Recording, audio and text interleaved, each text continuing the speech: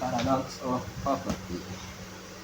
Imagine that you then are unemployed and seeking work for months. Government benefit program have helped you cover rent, utilities, and food, but you have barely getting by. Finally, you hear back about a job application.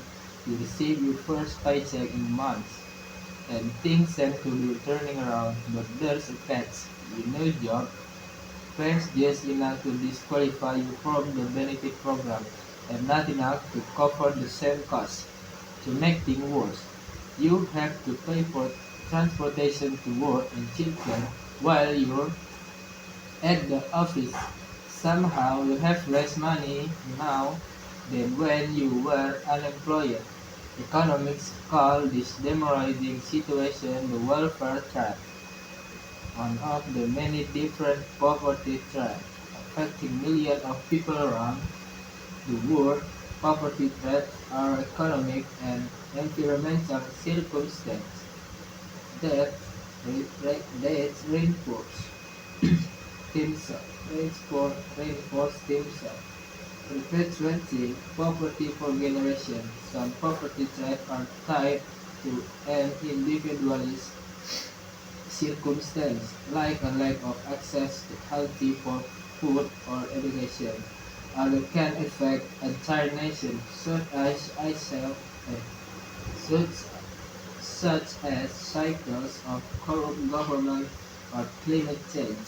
But the cruel irony of welfare traps in particular is that they stem from the very policies designed to battle poverty. Most societies throughout history employed some strategies to help people in poverty meet basic needs. Before the 20th century, religious groups and private charities often led such in initiative.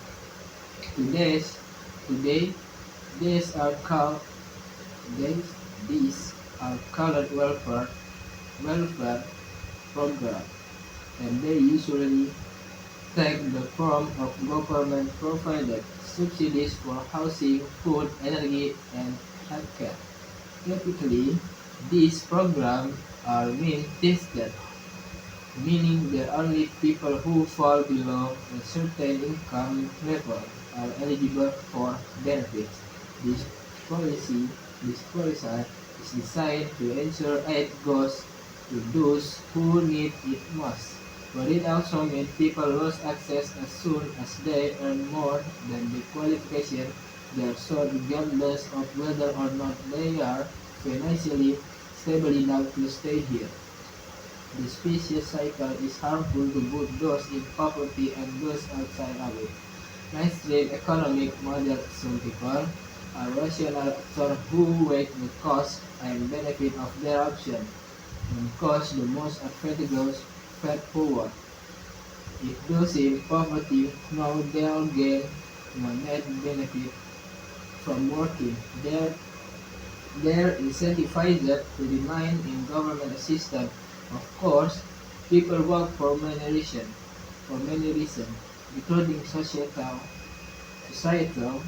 norms and personal values, but income is a major incentive to pursuing employment.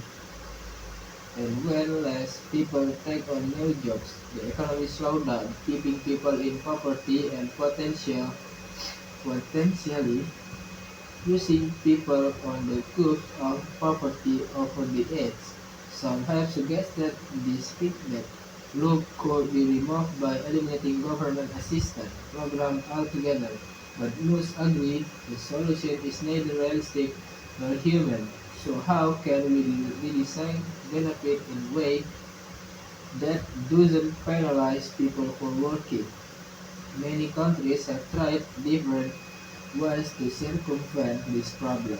Some allow people to continue receiving benefit for a given period after finding a job, while others phase out benefit gradually as income increase. These policies still remove some financial incentive to work but the risk of a welfare trap is lower. Every government provides benefits like education, childcare, or medical care equally across all their citizens. On purpose, solutions take this idea of universal benefit even further. The a universal basic income would, would provide a fixed benefit to all members of society, regardless of welfare or employment status. This is the only law policy they could entirely remove welfare trap, since any earned wage would supplement the benefit rather than replace it.